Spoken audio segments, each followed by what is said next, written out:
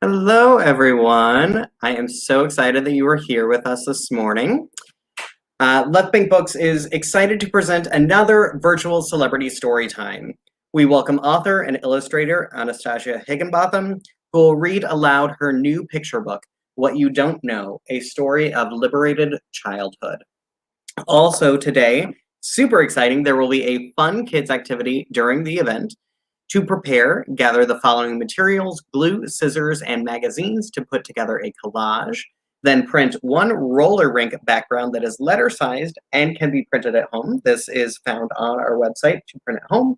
But also when you order the book, you can say, "Give me one of those," and we will gladly put one in with your order. Left Bank Books is St. Louis's oldest independent bookstore, celebrating 51 years this year. We would like to thank all of our supporters, the supporters of the incredible work of Daughter Publishing, the supporters of Anastasia, and everyone for their outpouring of love for our bookstore. We have adapted and are still bringing you the things that you love the most about Left Bank Books, with curbside pickup and delivery to anywhere in the country, anywhere in the world.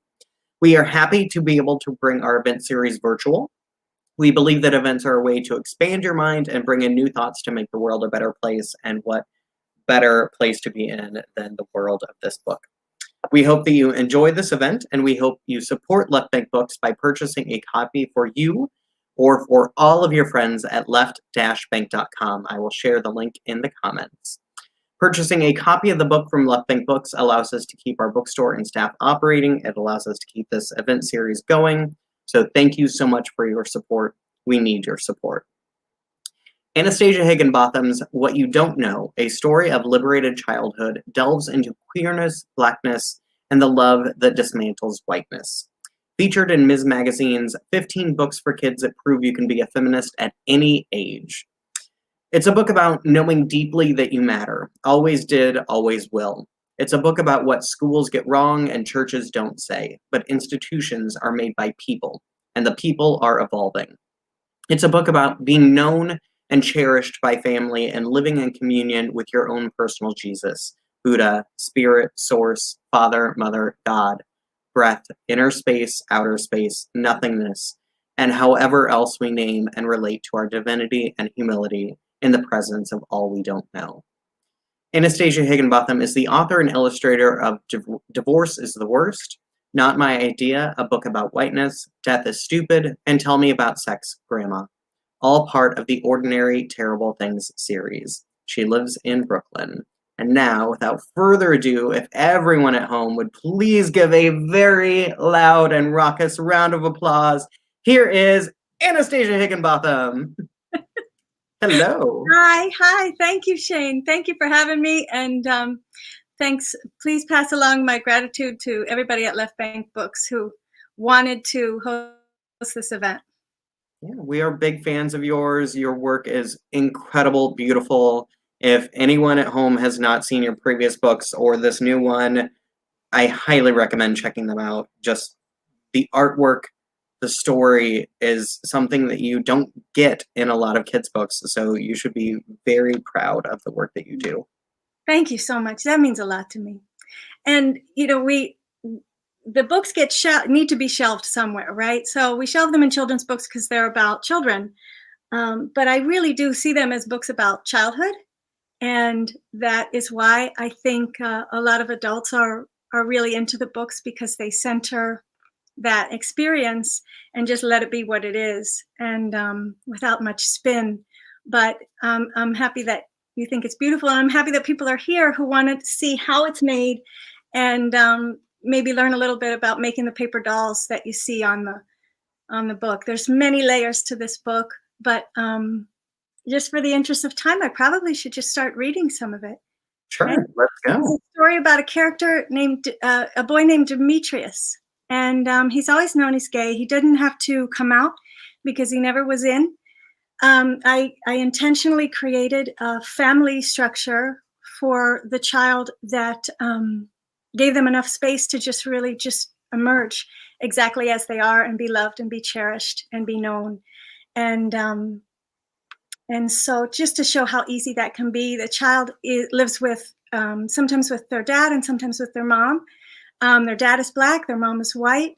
they live in both of those worlds that have different, there's a different way that plays out.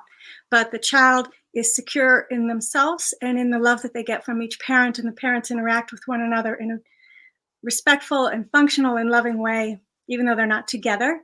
So I wanted to do that kind of family. I think so many families operate that way, very beautifully and peacefully and harmoniously. And I also wanted to tell a little bit of the truth about school and about church as places that are not so safe for any kid. But especially if you find yourself becoming outside of what those institutions want you to be. And I think actually most of us do, whether you're queer or not, because those can be very limiting circumstances. So, but even at school, the child notices and knows who really has eyes on them, and from a distance, but with a lot of love and support, is making sure that they're okay. And so I'm going to advance to past the school part of the book and get right into telling you who this child is and who their dear friend Moxie is. Okay, I will share my screen. Sound good? Are we good, Shane? We're great. Yeah. Okay.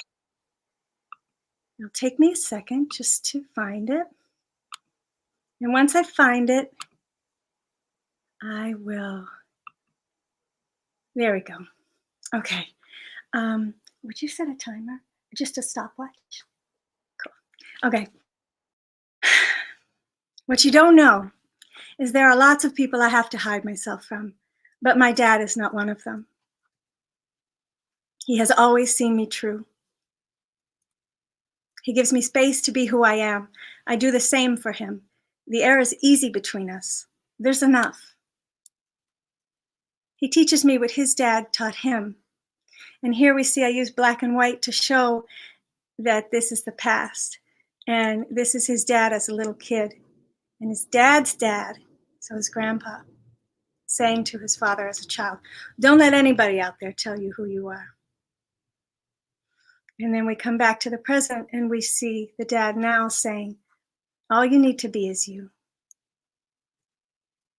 My father loves me completely, and you bet I feel it.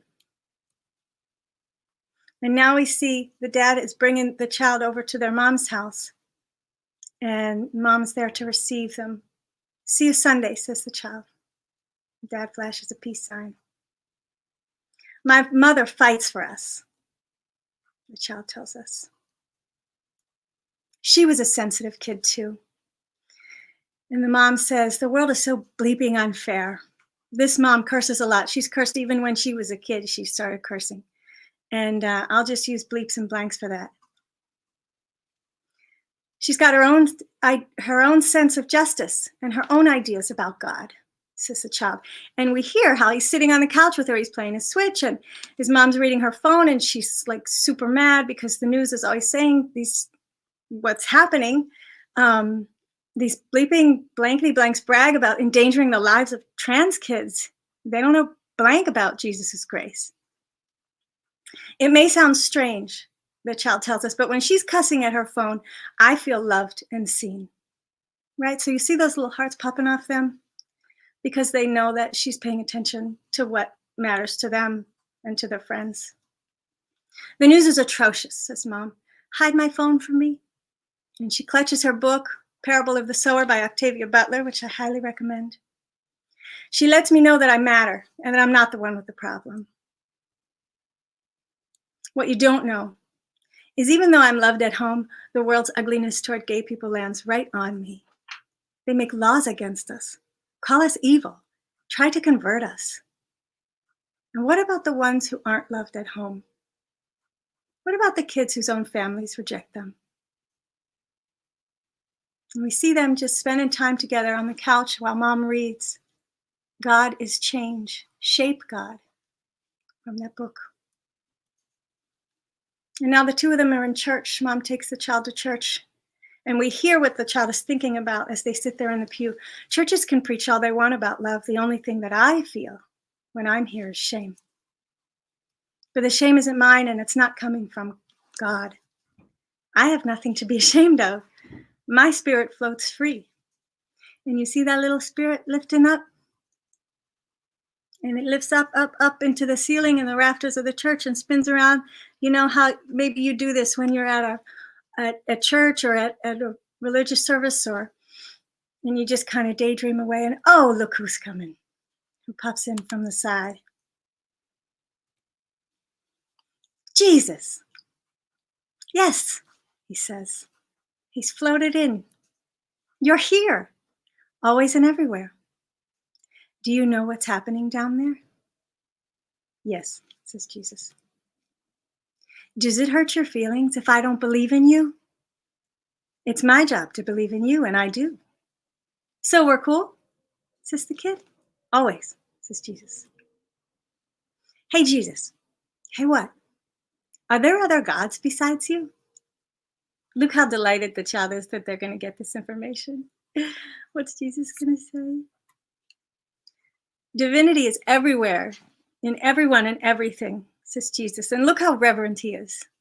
Look how delighted he is by the divinity in all things, in the animals and the seasons and the trees and the water and the meditation practice and Black Mary and the ancient goddess and the snake. Are you going to punish the people of earth who hate me and blame it on you? The child asks. Is this an important question or what? No, says Jesus. Everyone is invited to love and be loved.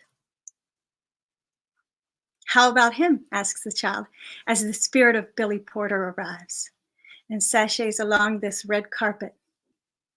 Especially him, says Jesus. Look at Jesus' face, how happy he is to see Billy Porter. Love the dress, Billy, he calls out. Yours too, baby, Billy Porter calls out to Jesus. Even him, the child asks. That's Mitch McConnell. Yes. Want to know what I love, Jesus? Always. I love that you and me are Black. And now church is over and people are leaving, and the child's still kind of dreamy, thinking about what that was like to float up there with Jesus Christ and have all his questions answered. Excuse me, says a woman to his mother. I don't mean to be rude, but you need to keep your son awake in church and teach him right from wrong. There's a place for that, for people like that, and it's not heaven. And stop dressing him in flowers. He's a boy. How do you think Mom feels? Do you think she'll cuss in church? What you don't know is homophobia scares the hell out of me. Well, what you just said is very rude, says the mom. Mind your own business and stay out of ours. Tell me again why we still come here, asks the child. She wishes that hadn't happened. I like the smell of the incense, she says. I'm so sorry. Maybe someday I'll understand the hurt that causes the fear, that causes the hate, that causes the violence and stupidity. I said maybe. But love, I know all about. And I'm going to skip this part where the mom tells the dad what happened at church, and he thanks her, and he asks, are you really going to not go to church anymore? She says, yeah, I'm not taking him there. It's not safe for him there.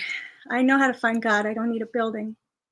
And now back at the house, so they leave the mom. She blows him a kiss, and he goes back with his dad, and he says, Moxie's going to come over. Moxie is his queer friend from school who's a little bit older, and she had this wonderful idea that they should do a podcast together. So his Aunt Viv is coming over, but also Moxie's coming over, so that's the scene we're going to next. And here's Moxie, and she's got her notebook out, and they're generating their ideas, but mostly they're in their imaginations, kind of conceiving what they want to bring to their podcast when they have a chance to just take the mic and say what things are for them and what really matters to them. And what they're going to say is this: before we were called Black, white, brown, queer, before the world saw our bodies and decided we were a boy or a girl or dark or light, before we learned about our sensitivities, disabilities, test scores, zip codes, all of these things have a lot of meaning in the world. before and beyond our being your child or that child, a child of this nation or that one, a child of one God or many, a child of earth or outer space. We were our own true nature. Now Viv has arrived. Aunt Viv and his dad says, the kids are making a podcast in Dee's room. She says, okay. And back to them. We are born in a constant state of change and stay changing. Can you stand to stand back and behold us? Let us be. All that we are and all that you are not. God, imagine that. All they want to do is be. When the world is the way it should be, the way it can be, the way it will be because it has to be, says Demetrius. In that world, says Moxie, people's imaginations will be bigger. Beauty will shine out of us like starlight, like it shines out of Billy Porter. We will rewrite the rules we live by and love the world into balance, like the U.S. representatives known as the Squad, Rashida Tlaib, Ayanna Pressley, Ilhan Omar, and Alexandria Ocasio-Cortez. And Cori Bush, who's not in this picture. Sensitivity will be valued as the superpower it is. Now I want to move ahead just to this and then I'll finish. What you don't know is I'm always going to love myself and find others who do too.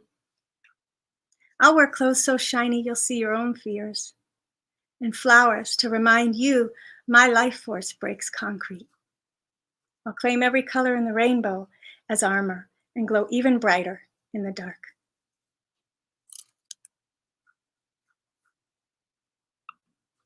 Oops. I want to come back to you. Okay, I'm back. Thank you so much for sharing that. You're welcome. Thank you for letting me. So what happens for the rest of the story, for those of you who don't have the book yet, is they're just gonna celebrate the fact that they made a podcast and that they found words for who they are and what they experience, and they just want to celebrate their own being. So they invite all the people who care about them most, people who they feel and know they can trust, come to the roller rink with us, and let's celebrate on Friday night. So, you know, a couple of teachers from school, the security guard from school, and their family members, Aunt Viv, Mom, Dad, Moxie's there, and they go to the skating rink. And so that's why we created this workshop. I mean, that's why I wanted to do this. Yeah, so you have that and I have this. So this will tell you a little bit about how the book is made. This is a big sheet of grocery bag paper. And then I put all these colors on it. And I don't know if it looks like I just like slapped them on there, but I promise you I didn't. It was like really thought out. And but I had this beautiful floor and these lights, and it just was like, oh my gosh, I can make a roller rink. And then I can just I can skate my little character right across this rink, and that's what happens in the book. And it really is in these parts. It's like a little theater. It's like puppets. And I want to show you a little bit about how I make them, and then give you a chance to make them too. Yeah, do I just keep going, Shane? Absolutely, yeah. Okay, go ahead. This is great. I love like getting to see your process and figuring out like that not only can people do the artwork, like can people create collages and create their own book, but you're encouraging them to make a podcast as well in this book. So it's really just expressing creativity and showing that in whatever form you may have. Yeah, and it doesn't have to be this exact way, but the most important thing to me in this book was to make sure that the kids got a chance to, well, first of all, this is the first book I've done where the child narrates it for themselves. It's not me narrating while the child goes through the thing. It is the child's voice. And I really, even though it might sound kind of like magical thinking, before I wrote the book, I knew I was going to put all those people in the child's life who were going to be like the best of who I know exists in the world, the kind of families who whoever comes into their life and their family is just like, we're going to love you exactly how you are. And the kind of teachers who see the kids who might a little bit have a target on their back for one reason or another, some sort of difference or many differences, or things that are seen as difference, but they're only, it's just context, right? So, but those kind of teachers who really tune into kids and make sure they know, I'm watching out for you. So I wanted to surround the kid with all these people, safety and love and visibility. And then I asked kind of the character in my mind, what do you want me to know? And what I got back was a totally different childhood than the one that I had in the 80s, right? And this book is so influenced by my brother's experience, knowing he was gay from a very young age, but in a place where, even though our family loved him, it was just bad. It was just bad and scary and terrifying, and not only scary in his mind, but scary in the world, scary to walk around and know that there were people who felt really comfortable being aggressive and violent and hostile openly. And so when I asked, what do you want me to know about this kid now? The answer that came back was about a much different experience. And I was like, okay, there is such a thing as a liberated childhood. So let's bring that into being, and what would it look like? And so from there, it was more imaginative. But I want to show you a little bit about how the characters are made so you can make a collage. We're doing good on time, yeah? Mhm. I think so. Okay. All right, let's start with Jesus. Here's why I want to start with Jesus. Do you see those little bodies? How simple they are. There's a head, there's a little triangle body, there's little snowball hands and feet, right? Not much detail. And let's see, this is how it starts. Okay, so you see I've cut a paper bag. I've cut a paper bag into these little shapes because I knew I was going to make a lot of Jesuses and a lot of little, the spirit of this Demetrius. And you see my materials there. It's the paper bag, it's the glue stick, it's the pen, it's the scissors. And then this is who they become when I add the clothing and the hair and all the expressions. So that style of making a little circle head and a little triangle body or a jelly bean body, that is something I learned from this. I don't know, can you still see me, or can you only see my screen? Can they only see my screen? Oh, I can't hear from you. Okay. Well, anyway, Linda Berry is a cartoonist who, her picture of Marley's is on my shirt and it says, dang.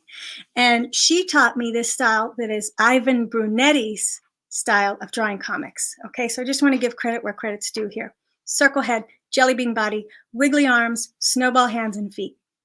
And that is a way to like really just like get an image out there that you want. And I want to show you how these look and how we get it into the book. I have this little video here. We take pictures of every single character. And then a person who knows how to do Photoshop cuts them out of the picture on the computer. You cut them out on the computer. So they get, it's like there's cutting with scissors and then there's cutting on the computer. And then we lay them down on the backgrounds. And this is the image that we used for Billy Porter. That was when he appeared on Sesame Street in his tuxedo gown that he wore to that awards show. And this is how Billy got made. This won't let me. Okay. You see how the parts go, how tiny they are? That's how tiny they are. And then this is how I lay them down on the actual paper and see how it's going to work. And you see all these little parts, that's all the little dolls. So they can be reshaped and fitted, you know, like I can take a head from one and put it on the other. I can do all these interesting things. What they look like on the back, right? So the mom on the front, we see her with her stockings, and on the back, she has all this structure.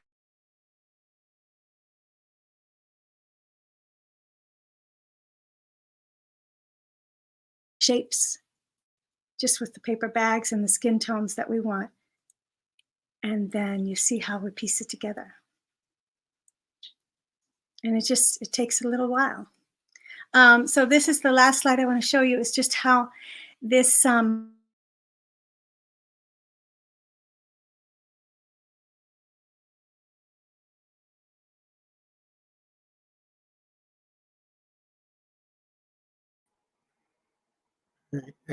think we have momentarily lost Anastasia.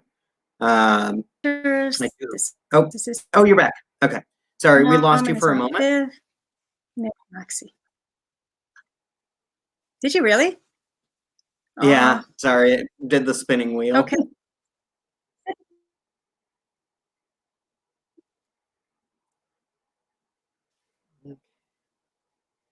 Yeah, it's doing it now. Aw, how long did you lose me? Like, where did I stop? You said you were going into the last slide. Oh no. And I think you're frozen again. Going away and coming back. I'm not getting any sign that shows me that the internet connection is bad, but I guess it is. It seems to be okay right now, so. Okay. All right, well, let's do this. So, okay. Here's what I want to do. I'm going to show you that the kind of images that I think are really fun.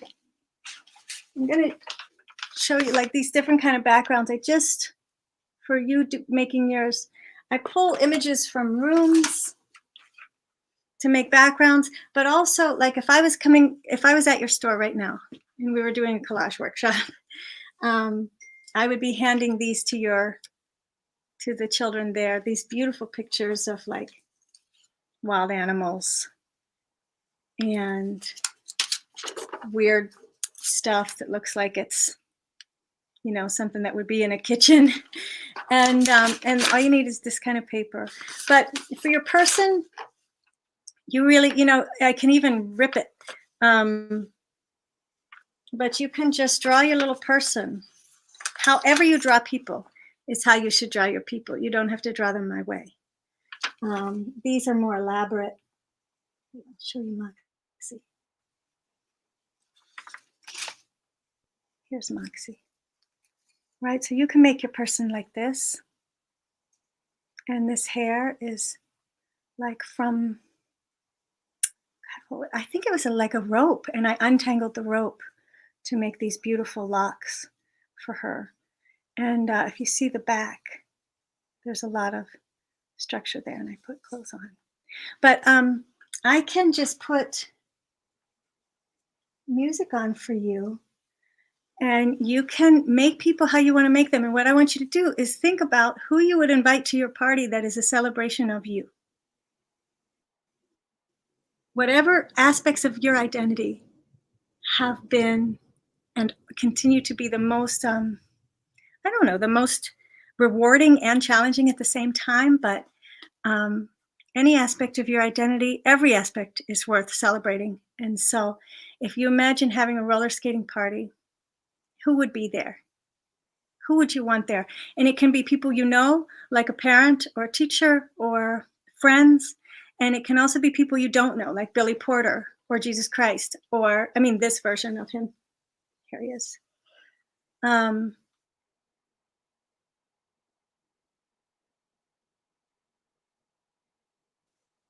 And also, if you don't want to draw, you can write the names. Names in Death is Stupid, I write that names are magical. They're like spells.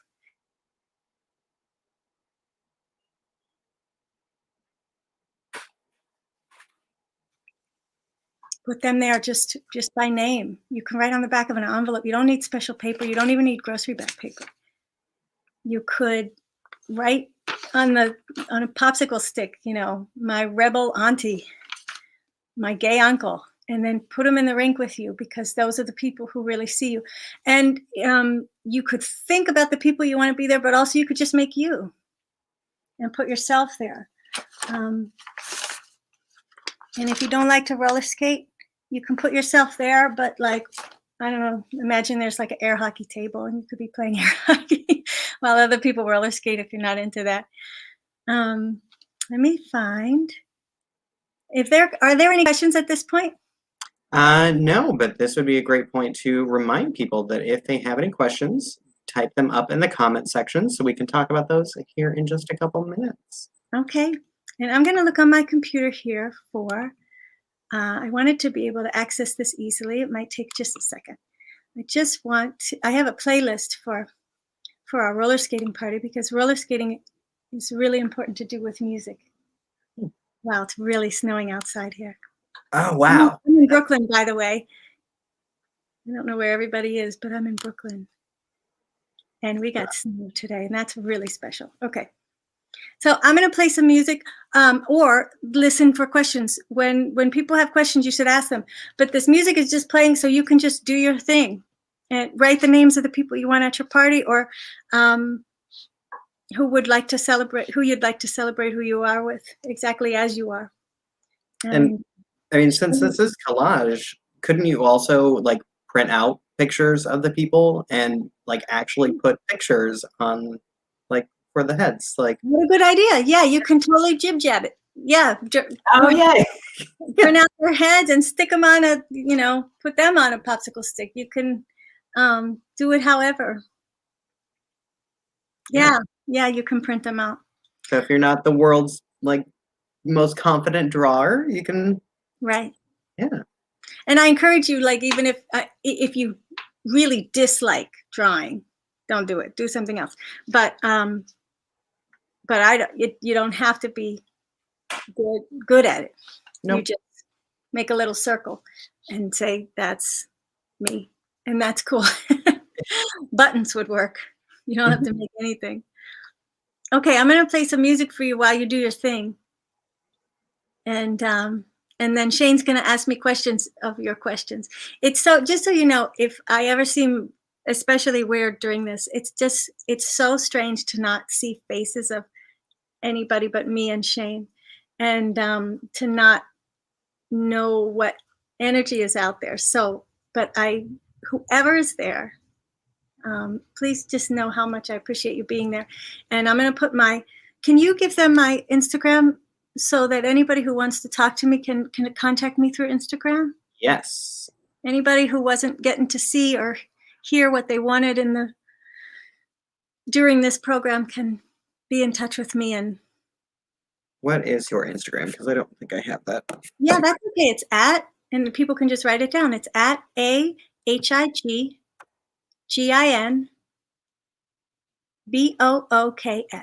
It's at A Higginbotham.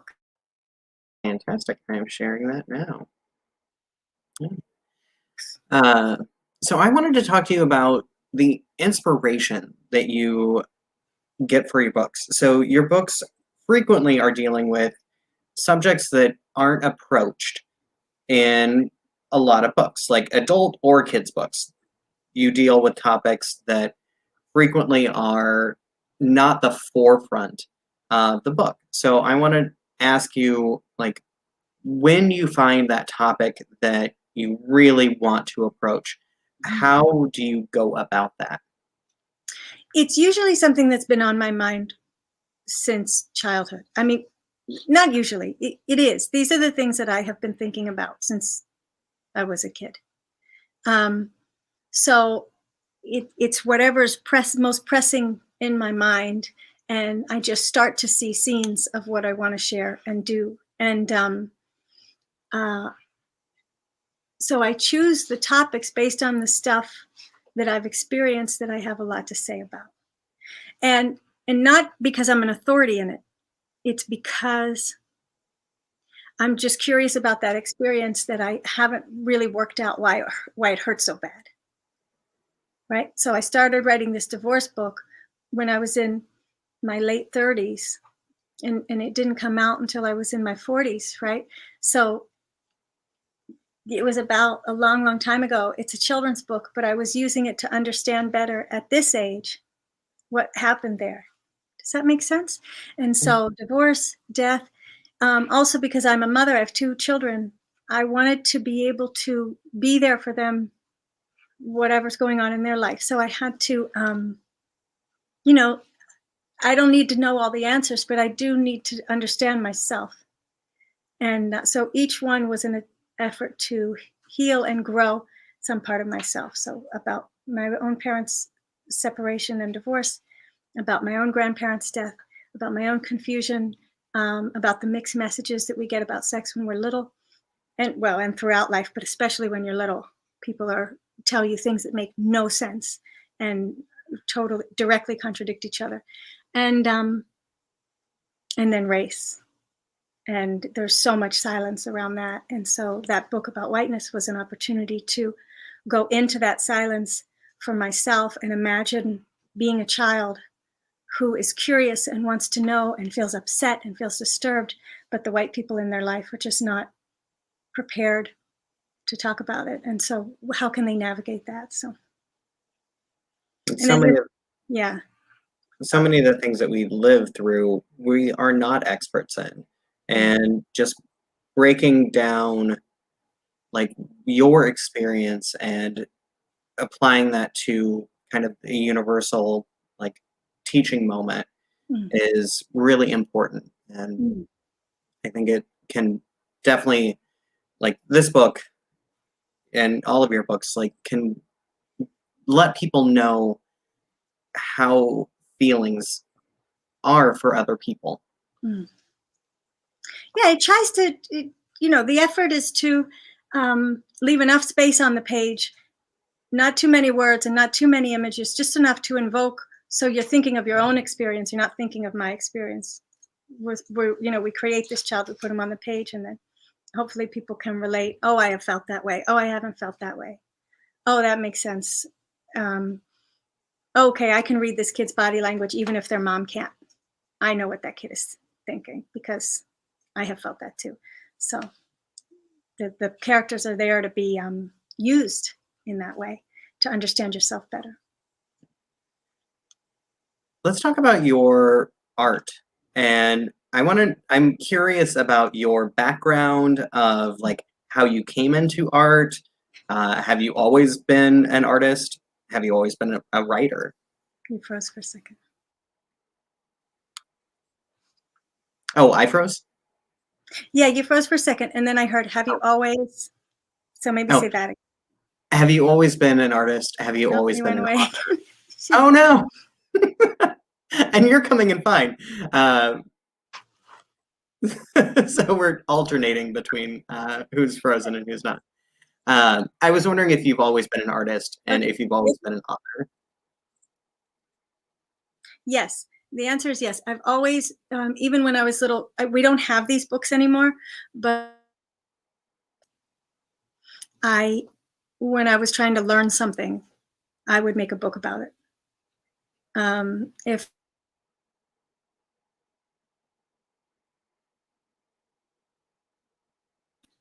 I made a book for him. Am I heard? Am I there? It cut out for just a little bit. That's so sad. But yeah, this is how I've always done. And I didn't, as a child, think when I grow up, I'm going to make books. It really was, I didn't even consider that. But then it just became the most pressing thing and the most interesting thing to me. And I thought, even if I can't make enough money to pay my bills on this, I need to make these books because I need these books. Like my spirit needs these books. So, but yeah, I always use paper and scissors and cloth and glue and my own words and my own, like, what do I need to see here? Outside of book creating, do you just do this for fun as well? Because it feels like such a fun activity to just do all the time. Yeah, well, I mean, I communicate this way for sure. I write notes to people. I handwrite letters sometimes. But yeah, it's really fun it's a nice way to make a gift for somebody, to illustrate them in their lives going through something. When I have written a whole bunch of little cartoon books for my sister Amy that she has in a box, in a drawer by her bed. from various things that were happening in her life. I would make her a little cartoon book and put her in it. And that is fun. It's harder than it takes a lot of time, even if it's messy and stapled together. So if you're having that experience, my heart is with you. None of this goes slowly. I mean, these characters take days to sometimes it comes together in an hour, but it would be a long time before I even figure out what she's going to wear. I didn't play any music. Is anybody asking any questions? Well, Helen says beautiful. So she was. Thanks, Helen. They were talking about that after your presentation, after the book. So, thanks. Yeah, if anyone has questions, feel free to ask. And let me play one song while you guys are doing your thing. Oh, it's 12:44. We did it. We did the whole thing. Yeah, yeah. So if someone had a last minute question, we could get that in. But Anastasia, I really want to thank you for just your beautiful work. It's really incredible to meet you. You have such an enthusiasm that is contagious that woke me up because I was not awake when we started this, but now I am. And I really hope that everyone buys your book. It's great for adults, for kids, for anyone that wants to feel inspired to live happily and to figure out like how to be just a great person and be creative too. Yeah, and healed. I want everybody to know that that's possible and you're entitled to it, and to have some agency in your own life and to be seen and supported and loved. So thank you so much. Thanks for loving this book and making space for me to be with your readers, Shane. Absolutely. And everybody else who tuned in. Thanks for your time in the middle of this day. So we hope that you join us again soon. We have a lot more celebrity story times planned. We also do a regular story time with Cliff. Cliff is a big fan of Anastasia's books, so maybe you'll see some of the older books pop up in story time soon. And yeah. All right. So have a great rest of your day, everyone, and be well. Thank you all. This was the book launch day, so you're there. Yay! Congratulations. Bye.